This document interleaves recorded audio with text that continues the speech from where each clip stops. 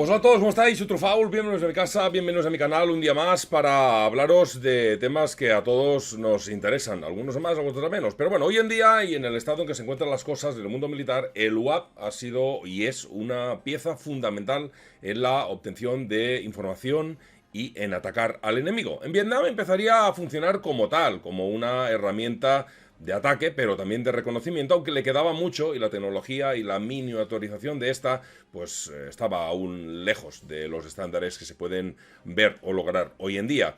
Pero hacían y cumplían con su cometido, hasta tener algunas de las más, digamos, divertidísimas anécdotas que he contado en este canal, que es precisamente en uno de los vídeos que dediqué a los UAP norteamericanos de Vietnam. No os las perdáis porque son realmente buenísimas y están en el último capítulo después de haberlo contado todo. Una gran serie que tuvo en su momento muy pocas visitas, pero que os servirá para saber todo lo que se debe de conocer sobre estos primeros bichos que volaban sobre los cielos de Vietnam del Norte y procedencia norteamericana, obviamente. Aunque hoy os quiero hablar de su contrapartida, os quiero hablar del otro lado, del otro bando de la Guerra Fría, que son los soviéticos y la URSS. Unos drones que serían responsables, por otro lado, del inicio de algo que hoy en día se ha convertido en yo qué sé, en algo palpable, en algo tangible y en algo pues que podemos ver vídeos prácticamente a diarios por las diferentes plataformas en las que estos pueden ser vistos. Y es que los vehículos voladores, a los que llamamos UAP o drones militares o como vosotros queráis decirle, pues han conseguido eliminar en muy poco tiempo toda una gama de aviones y vehículos de combate de batalla o de como queráis decirle, que por ejemplo han sido tan importantes como los aviones de reconocimiento.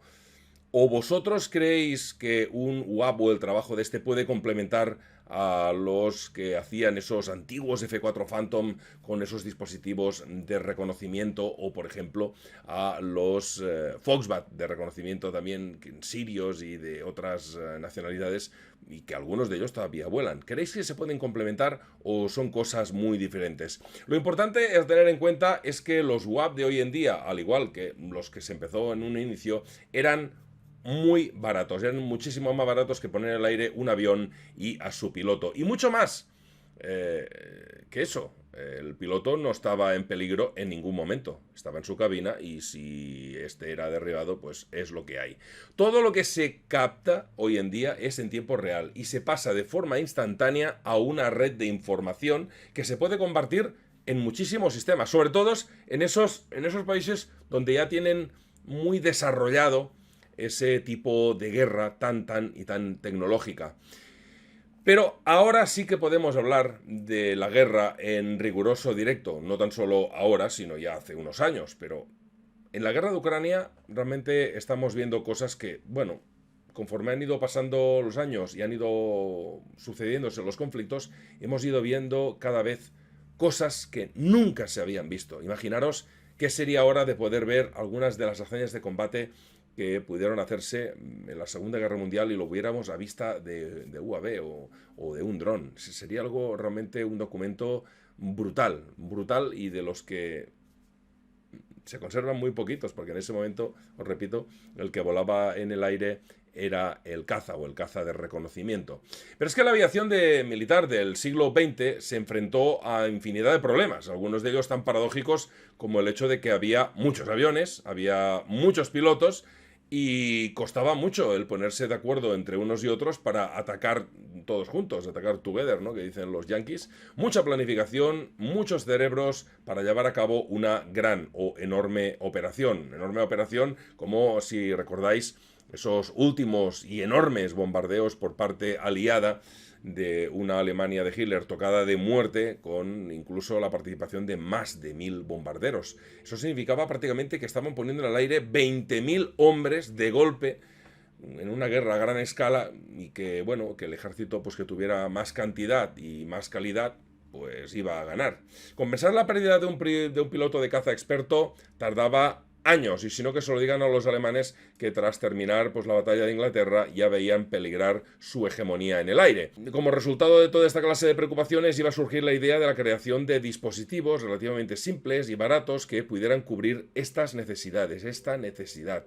En la antigua URSS se empezó a trabajar en esta clase de máquinas en 1957 por parte de la casa Tupolev. Empezaría el desarrollo del famosísimo Tu-121, un vehículo de alcance intercontinental y no tripulado que iba controlado por un piloto automático que usaba un sistema de navegación y que tenía un alcance aproximadamente de casi 4.000 kilómetros. Ahí queda eso.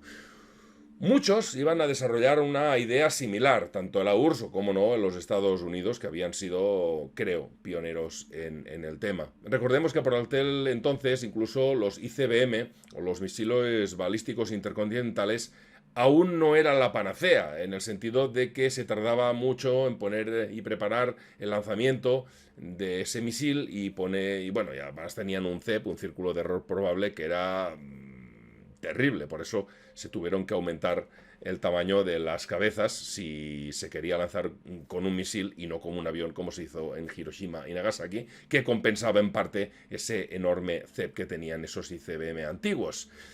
Como os decía, en el 57 empieza el desarrollo de este enorme UAV de la casa Tupolev, pero por alguna razón, 3 años más tarde, el proyecto se cierra. ¿Por qué? Muy sencillo, porque aunque se había construido un prototipo del Tu-121, el alcance y la seguridad de los misiles balísticos, por aquel entonces y tan solo en 3 años habían aumentado muchísimo, y el disponer de un UAV pesado de ataque, aunque fuera kamikaze, simplemente ya no hacía falta. Y por el trabajo que se hizo, pues tampoco no se perdió gran historia. Lo único que, digamos, se iba a perder pues esa knowledge, ese conocimiento que hizo que se parara el tema hasta que empezaron a trabajar en el Tu-123, que aparecería partiendo de la base del 121, como no, y también sería diseñado originalmente para ataques a largas distancias, pero bueno, fijaros que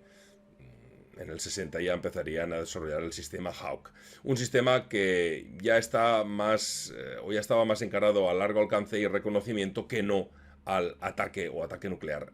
En unos años en los que los satélites espía todavía no rastreaban la superficie del planeta, la idea era demasiado interesante y prometedora para dejarla correr. Un enorme UAV que tuviera diferentes versiones y que pudiera espiar al enemigo. Eso era alucinante.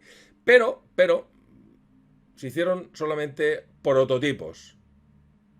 Fue también, o es interesante, hablar del Tu-139, que de hecho se trataba de una modificación, a su vez, del 123, que recordemos que era una modificación del 121, pero el 139 ya se fabricaron 52 unidades de diversos tipos y con diversas modificaciones.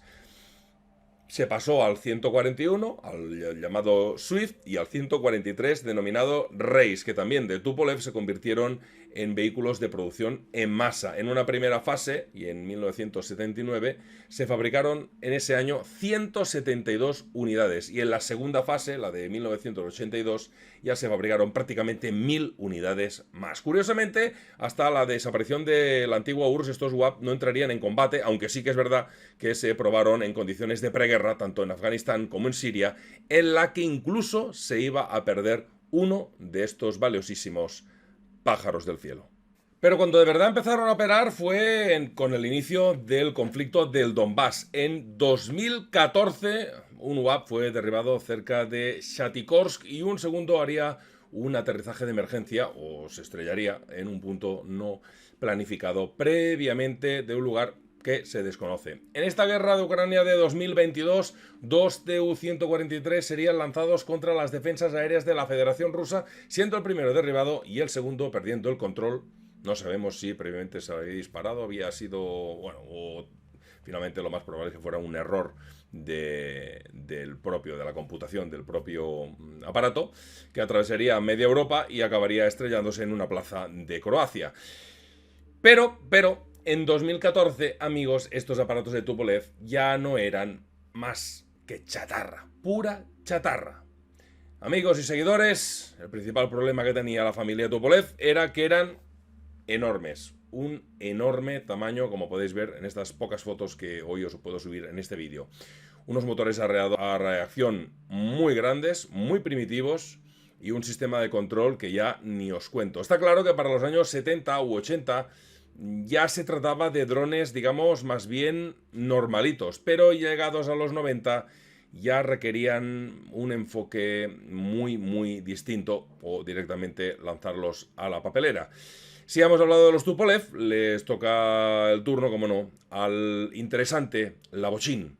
Porque la necesidad de poseer drones de reconocimiento se admitió en la URSS a principios de los 50, siendo los 6 años restantes después cuando la oficina de diseño del Lavochín empezaría el desarrollo de su UAP de reconocimiento, al que llamarían LA-17R, un dron que estaría en producción desde 1963 y que daba muy buenas prestaciones, pues llegaba a alcanzar los nada desdeñables 900 km por hora y con un alcance de 260 kilómetros más o menos y un techo de 7000, bueno, pues se podía considerar algo más que interesante. Se dice incluso que llegaron a verse volando estos bichos por debajo de 100 metros, lo cual en ese momento, pues para un dron tan liviano era una auténtica locura. Estaría en servicio más de 10 años, siendo finalmente no echado a la papelera, sino entregado a Siria una vez finalizó su servicio en la antigua URSS. En su momento fue un buen dron de reconocimiento, iba muy bien equipado, pues su interior se podía montar las cámaras AFA-40, AFA-BA-40, AFA-20, BPF-21, ASFA-5M y la cámara de televisión Chivis y el equipo de reconocimiento de radiación Sigma. Otra de esas famosas oficinas aeronáuticas soviéticas que no querrían quedarse atrás en el desarrollo de los drones y poder facturar a su país sería la Mikoyan Gyuberix, que se encargaría del diseño, en principio se iba a encargar del diseño y de la fabricación de algo realmente distinto, algo que tenía que ser típico de la Mikoyan. Pues querían trabajar en un UAP del tipo interceptor. Y no es broma, amigos. Un UAP interceptor o algo pues que reemplazara ya en esos años a los propios interceptores con piloto. Muchos supusieron, tras su presentación en Petit Comité de la maqueta y planos iniciales del R-500, que este sería capaz incluso de interceptar hasta objetivos enemigos que volaran a muy altas velocidades. Incluso se hablaba ya en ese momento de vuelos hipersónicos. Recordemos que nos hallábamos en los años 60 y que el R500 quedaría en eso, en una idea, en un plano, en una pequeña maqueta, pues no existía capacidad tecnológica ni aquí ni en el otro lado del charco para acometer tales empresas. Sin embargo, y a modo de resumen, se ve que los soviéticos dominaban bien el tema de los drones pesados. Desarrollaron diversos tipos, como ya os he dicho, entre ellos los de reconocimiento y alguna idea de hacer algo de ataque, pero principalmente se quedaron en reconocimiento. Y los modelos, digamos, que se exportaron al exterior de las fronteras de la antigua Unión Soviética no funcionaron del todo mal y cumplieron unos centenares de misiones de diverso tipo hasta que, bueno, se dio cuenta pues todo el mundo que se precisaban de UAP algo más ligeros, algo menos, digamos, expuestos a las defensas enemigas. Y ahí es cuando pasamos a los UAP ligeros. Elfos, mosquitos, abejorros, abejas, vehículos aéreos no tripulados que los de Israel en 1982 ya mostraron al público y demostraban algo muy palpable, que los vehículos pequeños y de movimiento lento bien podían también proporcionar muchísima información y muy valiosa a un país que los tuviera en su ejército. Podían ser incluso más eficientes que esos drones enormes, pesados, difíciles de controlar. Pero si digamos que el nicho de los vehículos pesados era el de reconocimiento de primera línea, el nicho de vehículos ligeros se volvió algo vital, algo imprescindible, algo estratégico, y la URSS tampoco no podía fallar en eso. En general, el desarrollo del UAP ligero continuaría incluso antes de la derrota de Siria, pero con iniciativa digamos, ¿cómo os lo digo? Iniciativa limitada y con poca prisa, por decirlo de una manera suave. En cierto sentido, el foco de la Tercera Guerra Mundial fue una desgracia para las Fuerzas Armadas soviéticas y las cosas no iban a cambiar una vez caída esta. En 1976, May diseñaba un avión ultraligero de 330 kilos llamado Elf. En el 79 se desarrolló un avión, digamos, partiendo del Elf, pero radiocontrolado, con una velocidad de prácticamente 200 kilómetros por hora y un alcance de 120 por hora, perdón, un alcance de 120 kilómetros. Y el dispositivo no iba mal, aunque fijaros si no iba mal que no entró en serie y solo llegaron a construirse los 2 ejemplares que el fabricante quiso presentar. En el 78, 3 estudiantes crearon el PS-01 Comar, un proyecto de graduación que con una velocidad de 180 km por hora y 100 km de autonomía, pues no estaba nada mal y solo pesaba 90 kilos. El Mosquito voló con éxito, pero tampoco llegó a fabricarse en serie. Solo llegaron 2 a volar. Y luego el negocio pues se confiaría a los profesionales de la firma Yakovlev Design Bureau, que se especializaría en ese momento en vehículos, digamos, como aviones ligeros. En el 83 creaba el Bumblebee 1, un dispositivo de 130 kilos de peso, 140 kilómetros por hora de velocidad y duración de vuelo de 2 horas. Y la verdad es que, bueno, estaba equipado con conjuntos intercambiables de equipos de reconocimiento que incluían cámaras de televisión, cámaras termográficas. La verdad es que no estaba nada mal. La cámara pues podía ajustarse remotamente, tenía un buen sensor IR, tampoco no era nada del otro jueves, pero podía funcionar. El caso es que la comunicación y el control que se podía establecer con este bichito era de un máximo de 60 kilómetros. Por tanto, se quedaba como algo corto. Se fabricaron, eso sí, 50 ejemplares. Luego del B fue a un abejorro perfeccionado, que ya en el 90 pues se empezó a volar, pero solo entró en servicio en el 97.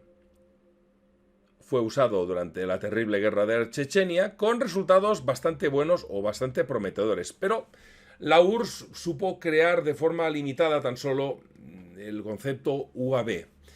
Sobre todo el pesado, el ligero no acabó de separarse de la mediocridad que estaban alcanzando sus competidores, que no tenía nada que ver. Y claro, llega el colapso de la URSS, se acaba el dinero, se acaba la financiación para nuevos proyectos, para nuevos estudios, algunos de ellos muy avanzados, y todo quedó en stand-by. Ahí se perdieron un montón de años, algunos hablan de más de 10 años. Hubo fases de más cantidad que de calidad, como prácticamente ha llegado hasta el día de hoy, y en principio si se hubiera podido superar los obstáculos, sí, con dinero y con tiempo, pero faltaron ambas cosas, como ha faltado con el Armata, ha faltado con el Su-57 y como tantos y tantos otros proyectos pues que no ha llegado a nada. Rusia, de hecho, tiene una historia con los UAVs y su desarrollo que también los tiene los norteamericanos y otros países, pero la historia nos demuestra que a veces lo liviano y lo sencillo también hizo su función y que otros se gastaron inmensas millonadas en proyectos que también llegaron a nada, pero se habían gastado 10, 20, 100, 200 veces más. Rusia tiene una historia con los UAVs, como os he dicho. Hay que terminar diciendo que gran parte de los proyectos de los UAV soviéticos son más que una leyenda, una realidad a medias, y que han pasado más a la historia por ser algo que nunca llegó a ser que por lo contrario.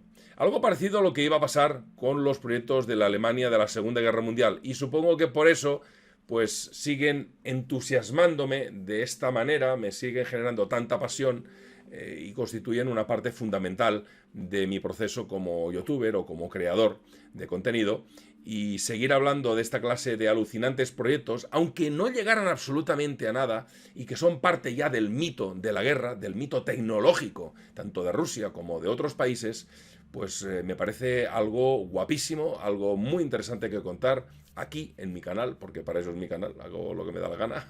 Gracias a todos por seguirme. Nos vemos de nuevo aquí con nuevos interesantes temas que me falta un porrón para empezar a escribir. Tengo todo muy atrasado, pero bueno, esto es parte de la vida de cada uno, que dedicarnos a esto pues se necesita mucho, mucho tiempo que a día de hoy pues no dispongo. Abajo en descripción os dejo las fuentes de información. Espero que os haya gustado, espero que os haya entretenido y nos vemos muy prontito de nuevo aquí en el Trufaul Historia Militar. Hasta luego. Chao, chao.